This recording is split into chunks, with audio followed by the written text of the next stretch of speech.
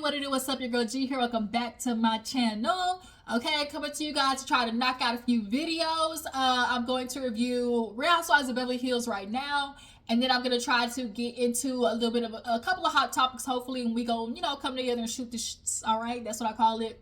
When we come and, just chit-chat about all the stuff that's going on in the headlines, okay? I saw the mess with LeAngelo Ball. Now we over here looking at, what's his name, Anthony Edwards. He done got a baby child that he ain't claiming. So yeah, let's go ahead and knock out this video. If you're new to my channel, hey, how you doing? Appreciate you for tuning in. Go ahead and make sure you drop a like in the collection plate. All right, somewhere over here, you see that like button, that like heart, like thumbs up, whatever it is, like, throw a like in the collection plate. Y'all know what I'm trying to say, hoes. All right, let's get into it, y'all. Real Housewives of Beverly Hills. So we open up the episode with Kyle coming in, from a run. She ends up running into Reba in the kitchen, and they basically are just, making small talk. And so Kyle made, I guess, like a wrong turn down the street or whatever, and Reba mentioned like, oh yeah, no, that's the wrong way, da-da-da-da. And so they start talking, and, Kyle's just asking about her, and she's like, oh, what are you? You like, what's your sign? She's like, I'm a Cancer. And she's like, oh, I can see that. But Reba straight up was like, but I'm not a usual Cancer, I'm not the nurturing type.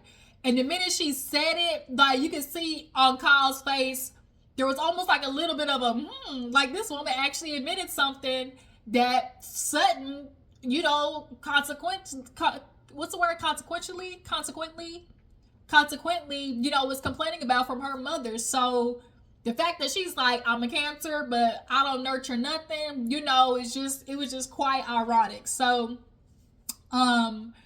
Garcelle and Sutton, they upstairs, and Sutton's having a panic attack. Kyle goes upstairs and they're getting ready because it's almost breakfast time. And Avi, he's downstairs, prepping breakfast or whatever. Garcelle's down, and she comes in, says hi to Reba. Reba's like, what's up? But it was a little bit delayed. And so Avi's like, can I fix you a drink? And she was like, yeah, sure. So he's like, well, what do you want? She's like, well, what do you got? And he's like, what about vodka and lemonade? She's like, no. He was like, can I do a Bloody Mary? She's like, Bloody Mary sounds good. So Avi went over to the ice machine and he went to scooping, and she just was like, I don't like that ice. The way I tell you, Avi, the way he dashed that ice in that ice machine, Avi had enough. Avi dropped that ice back in that ice machine, and he walked right around to the other one, put the ice in there. And so, before that, also too, I forgot, he was like, oh, so we're getting ready to do brunch. And Reba was like, I thought it was breakfast. He was like, well, it's brunch now because it's a little bit late. And so he's like, so if you ever, if you want to go freshen up or anything. And she was like, what do you mean? He was like, I mean, just in case you wanted to change your clothes. And she was like, I don't. Like, bro, I'm 80-something years old, okay? I woke up with these clothes on, and that's the clothes I'm wearing until I go to sleep, all right? And I change to this muumuu I throw on, okay? I'm old and decrepit with, with brittle bones, all right? But it's just so funny how Reba speaks so matter of fact. And it's just like, she reminds me of my grandma a little bit, of just like, you just say what you say, and it ain't no mixing words, okay? And sometimes it can be very rude, even though the intention is not to be. But, yeah, so, everybody's getting ready for breakfast and stuff like that. Avi's prepping, and he's like, oh, the grits, do you think they're ready or whatever? And she was like, take them out. And he was like, well, that's what I was asking. She was like, no, don't burn the grits. He's like, don't burn the grits. And it's just like, oh, Lord, Reba, gonna drive Avi up a wall. So Garcelle takes this as an opportunity to go outside and talk to Miss Reba. She's outside, and she's like, it's been really lovely being here. I love, the home and all that type of stuff like that. And so she starts telling Reba, I have been a friend of Sutton's, and I must say, she's accomplished a lot. I'm so proud of her. And I just, I'm really glad to see her happy. And, I think sometimes, maybe she would like to hear that from you too. And Reba kind of looked at her like, I'm sorry, I don't mean to be rude, but I don't think that's none of your business. Because you know not Nan. Okay, she basically told Garcelle, you don't know a motherfucking thing to be telling me anything about Sutton. But Garcelle, she was just like, you're right. I don't know. I didn't grow up with Sutton, but just through being a loving friend, I just want to, just say that. And so Reba basically was like, oh, so, it's a message. Garcelle basically what I said, I guess you could consider me the messenger, yeah. So I think Reba kind of took that a little bit to heed because of what we got at the end of the episode, which we'll talk about when we get there. But the way Reba kind of leaned in and was like, I don't think that's none of your business. I was like, oh. So, Sutton pops her head out. She was nervous. She was in there prepping, putting the table setting down, and Kyle came down. She's like, where's Garcelle? She's outside talking to my mom. And you could tell the energy of both of them was kind of like, oh, because Garcelle had told them, the day before that she was going to talk to her mama. So it was just kind of like, oh, where is this conversation going to go? Because at the end of the day, I get it, respect your elders and all that good stuff, but I'm also one of the people like, for me to respect you, I have to respect me. And if you get disrespectful, then bitch, I don't care how old you are, I'm gonna get disrespectful back. That's just the point. That's just off GP. Sutton's like, you can come in for breakfast or whatever. And she was like, it was supposed to be 8:00, but and stuff was just like, okay, mom. So they come in, sit down and eat or whatever, and Sutton basically gives the itinerary for the day, which is to go see her childhood home. And the mom was like, oh, okay, like that's, the mama, when it comes to Sutton's childhood, growing up with Sutton's dad, you could definitely tell Reba has cut that part of her life off long time ago, okay? She has mentally blocked all that shit out. But when Sutton was like, yeah, she was like, well, are you just gonna stop by? She's like, no, I actually think I'm gonna go in. And that's when Reba was like, well, this is where I get off. This is my stop, all right? Oh no, I ain't doing that. Reba ain't going nowhere near that house and definitely ain't going in that bitch, okay? So she basically told Sutton, you do you. I'll be here when you get back. So Sutton, Garcelle, and Kyle, they all end up going over to, Sutton's childhood home. So we see a quick scene with Erika. She is, y'all know, redoing her cabana area. Super excited to see what it looks like at the end of the season. She spent damn near $40,000 basically to get it, up and going. Erika definitely was just mentioning her confession. She was like, it just really is crazy because, like, before, with her spending money, first of all, she's like, first I ain't had none, and then now I got money. It's like 5 years later, people are still looking at me almost as if like I'm spending Tom's money. Anytime Erika was spending money before, immediately it was automatically assumed that that's Mr. Tom Girardi money. But now that he, after the lawsuit and everything, and she moved on and stuff, her spending money to spoil herself, i.e. when she got that car, people are going to raise their eyebrows just a little bit, Erika, just a little bit. We're going to raise our eyebrows because it's like, damn, like, where did you get that money from? Obviously, with her working on the show, like, then her, a little bit of a residency that she had in Vegas. Like, I don't doubt that Erika, got, money, but people just nosy and thinking of like, okay, we know you was broke then, but how you got money now? Okay, but she's spending $40,000 of it to make her life feel better, create the ambiance in her, her home with the cabana. Can't wait to see what it looked like. So, Sutton takes the girls to her childhood home. And they, go in. The lady who currently lived there, lets them in and everything. And Sutton, basically just kind of starts talking about her childhood. She was a daddy's girl. Which is oddly enough funny because her mama as well was the daddy's girl. That's what she told, Kyle. I forgot that's what they also talked about because she was like, when I grew up, I was my dad's favorite. He raised me to be a strong, independent woman, and things like that. You just kept going. And I don't want to put this into the universe, but and I don't want to put it on Reba. All I'm gonna say is, in that generation, sometimes being the favorite child came with, some wounds. I'll just put it that way. And, sometimes even though you're the child that's getting the most attention and you're getting those affections and things like that, they unfortunately can come with, abuse. And it's a part of the toxic cycle of manipulating a child. I'm doing these things to you that hurt you, but I also extend love to you and, give you teddy bears and I take care of you. So a lot of people grow up with that fine line of not knowing, one, what true love is, and accepting, that it can sometimes come with, violence of some sorts. But also learning at an early age to disconnect and disassociate. And her mama got real disassociation tricks up the ass, okay?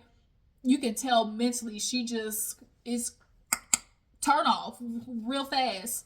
And a part of me feels like that is something that she learned very, very early, in my opinion, if you can pick up what I'm putting down. Especially in that era back then, it was not unfamiliar to know that kids were, being handled inappropriately with the men in the lives, dad, uncle, grandpas, but nonetheless,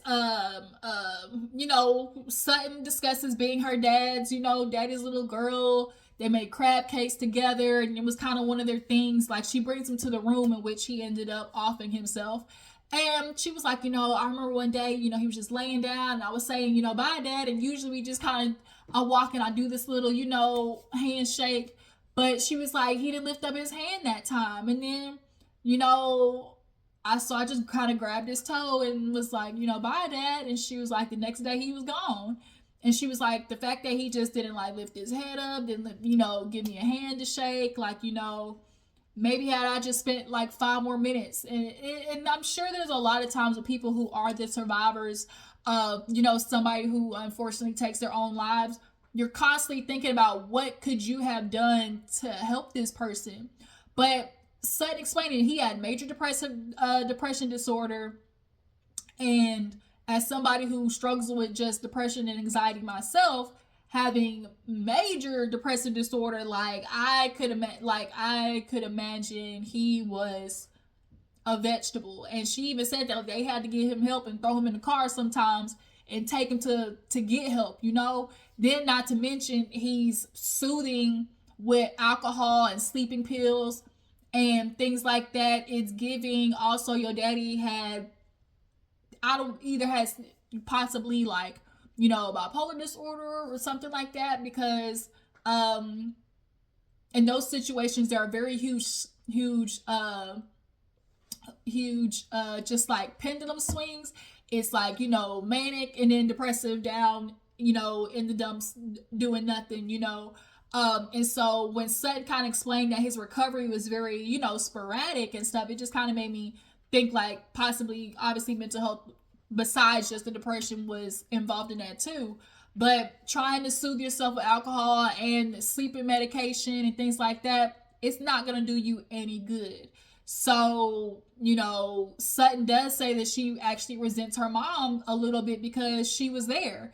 She was like, you were in the kitchen. He basically did. I could imagine what that must have been like to be in the kitchen, hear, and then walk in there and see that your husband took himself out. Like, and I wonder in her mind when she heard that shot, did she immediately think that's what it was?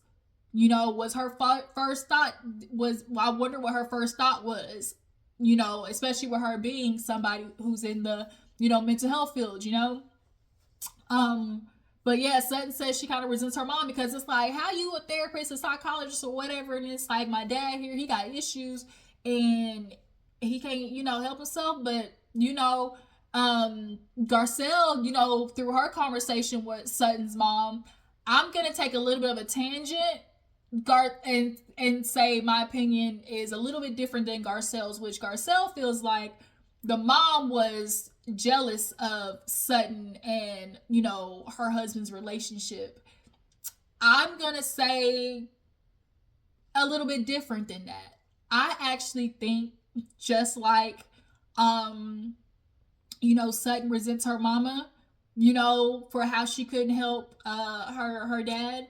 I think the mother resents Sutton in a different way, kind of in a roundabout way of knowing that a lot of times mothers are quiet about the shit that they get, put through with their husbands for the sake of keeping this ideal for their kids to be like, that's dad, you're never supposed to, talk shit about dad, never make dad look bad. What's the first thing? It's like, oh, how dare you, try to make their dad look bad. It's always on the woman to have this idea of like never making the dad look bad to the kids, And so because Sutton thought so highly of her dad, even in the fact that man was a depressed drunk, and stayed on the drugs, when you left, who do you think had to deal with that?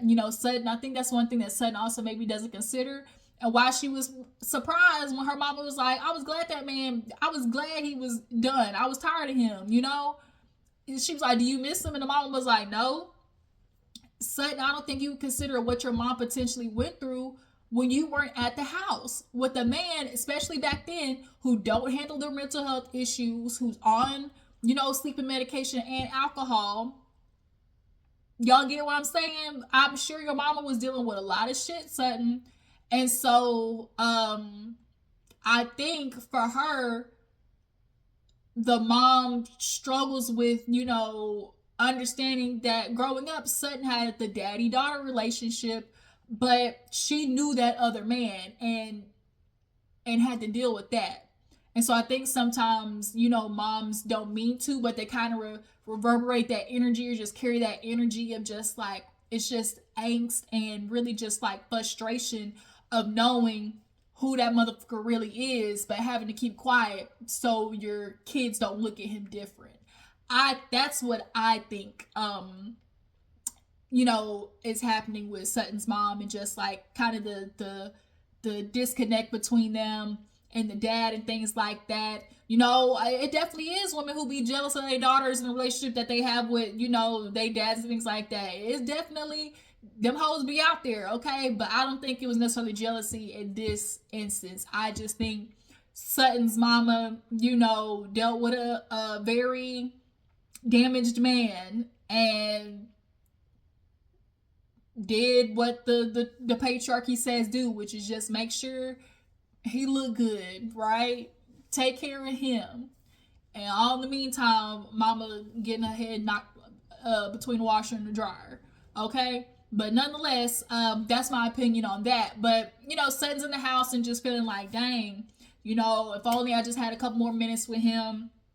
And so, the whole thing, because Garcelle's lost her mom, and Kyle, she's sitting there telling Sutton, like, well, it's just, you should always, just, how did she say? She basically just kind of like, you only got one mom type situation. And when people say that, it's just like, yeah, you only got one mom, one dad, but like, it's just only one me. And also in the situation, understanding sometimes the most toxic people in your life are your family. And regardless of them being your family, if they're doing you dirty, you have absolutely every right, although it will suck and you might miss the person or whatever. But I'm going to have to love you from a distance, okay? In the words of Medea, I'm going to have to love you from a distance. But yeah, so they end up leaving that. We see a little part where Boz, she talks to her daughter about Keely, y'all. So I'm gonna let y'all know this right now. Keely,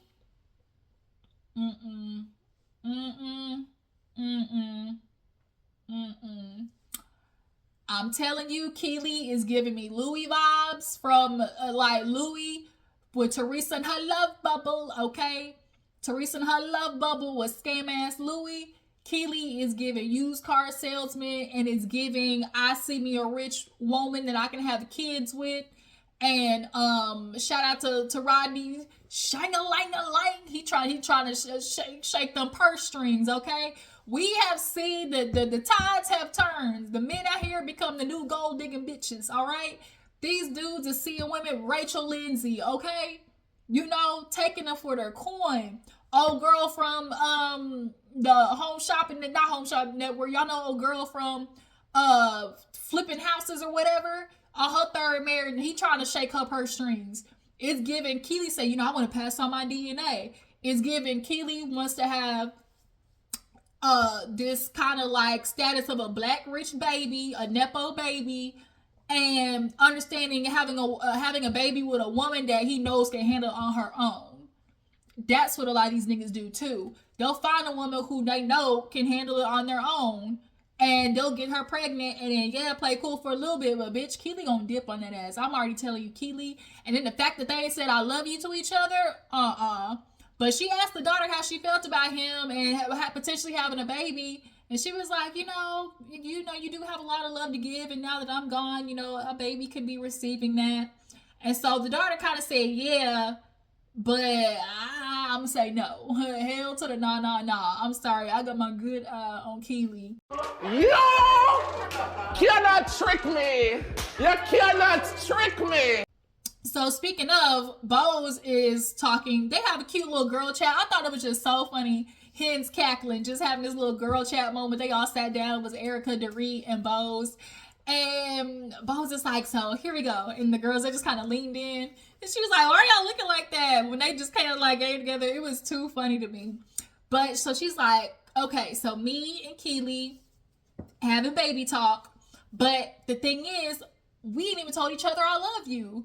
And Erika was like, the fuck? Just like us, like, the fuck, how you saying you ain't said I love you yet? But we jump into a baby? Like, y'all see what I'm saying? Like, Keely is full of shit. Because how the hell you jump into a baby and you can't even tell a woman I love you? And Boz is like, there's some times that I want to say it, but I catch myself because, like, I want him to say it first. Which I can imagine for a lot of people is like, you don't want to say it first because you fear rejection. But also, it's just kind of like, Boz and her confession was kind of like, oh, I know we love each other. Like, we don't have to say it because, like, we're heading in that direction. And, his actions, what he's doing, I just feel like I know he loves me. And it's just kind of like, these niggas be playing. These niggas be having full-on mask, Boz, okay? And I get it. Your rose-colored glasses, your love bubble. But, bitch, it might be time to pop that hoe. Because Keely...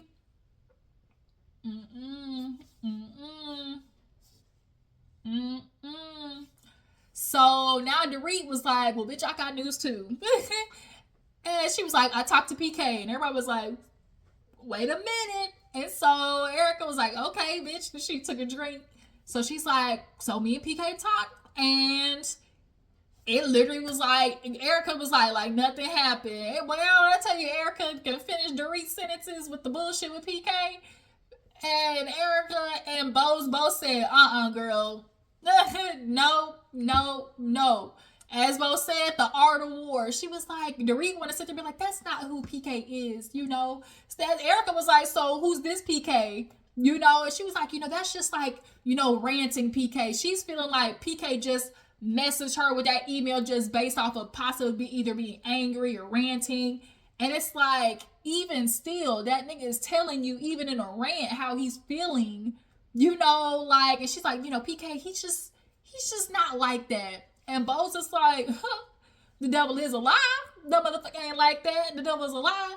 She's like, I think he's trying to hit you with the okie doke, trying to cool you down, make sure you good, because he did go off on you. And so it's a thing of like, I don't want to angst her up and make her, go into this divorce, all guns a-blazing, because then, she might try to take me for all I'm worth. And so it's like, let me kind of pacify her a little bit, as Boz said, while he all around town jacking up all the good lawyers and stuff, okay?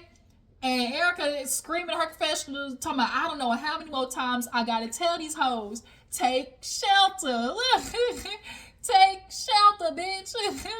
PK is not your husband right now. But Dorit, she's You know, he wouldn't do that. He's not like that, you know? And she's just sitting there looking at him like, stop side-eyeing each other. Both Erika and the Boz was over there looking at each other like, bitch, this whole stupid. You know this whole stupid. Do you hear what the bitch is saying? Talking about he not like that, girl. No, your nigga is like that. Dorit was just so amazed, like, stop side-eyeing each other. No, bitch, because what you're saying is stupid as hell. Girl. Oh, this girl is delusional. So then we get to the last scene of the episode, and it is, you know, the ladies coming back from whatever the house, and they're getting ready for dinner, and Sutton is making crab cakes, which is something that she always made with her dad.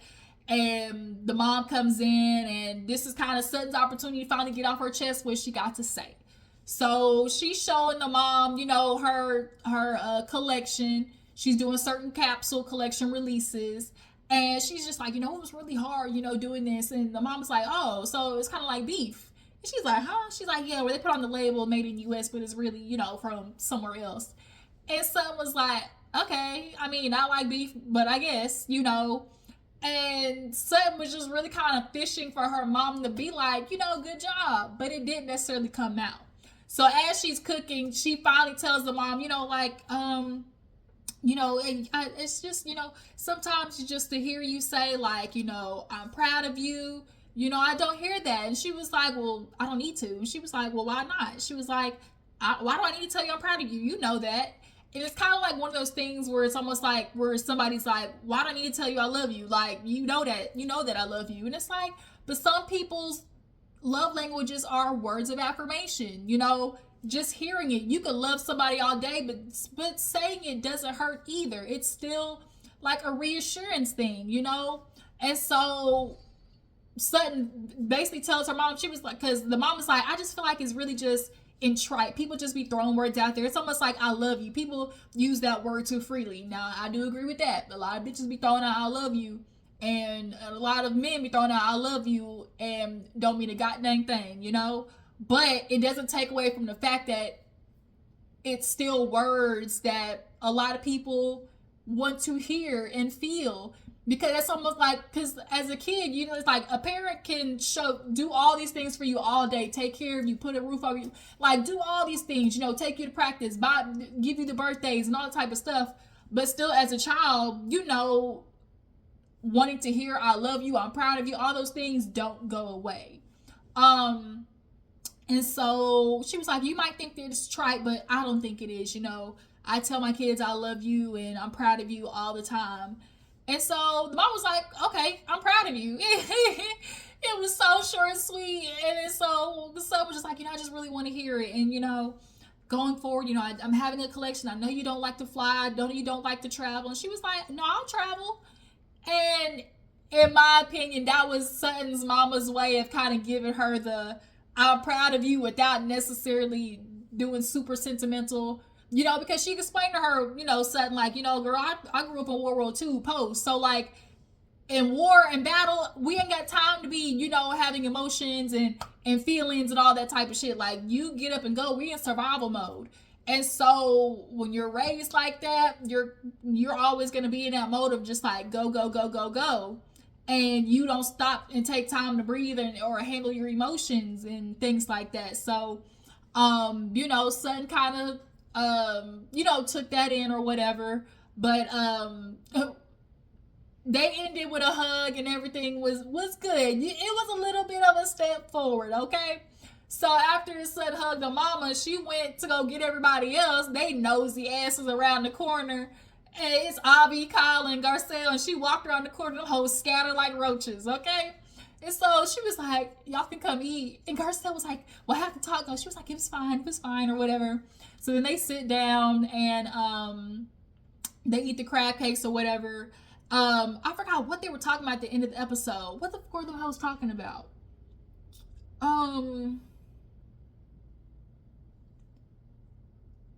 They were talking about the crab cakes. And also too, one thing I'll mention too is with Reba in that conversation with Sutton, she was like, you know, and your friends have expressed, you know, she clearly was talking about Garcelle. She was like, oh, you know, I guess you're saying that, and your friends have expressed too that, you know, those are things you need too. So you know, the mama took what Garcelle had to say in stride. You know, I think it really was something she pondered on while they were gone all day. But yeah, they sit down, eat crab cakes and whatnot. It's good to go, and that's really where the end of the episode is. So yeah, you guys, I appreciate you for tuning in. Y'all make sure to drop down in the comments how much you feel about the episode. What do y'all think about Reba? Y'all think Reba ain't gonna change? Okay, Reba is who she is. Do you feel like Dorit is, you know, stuck on stupid and thinking that PK, you know, is not like that? And what do you guys think of Keely? Am I tripping? Do y'all like Keely for Boz? Or y'all picking up what I'm picking up, which is Keely is giving scammer, okay? I will see you guys next time. Deuces.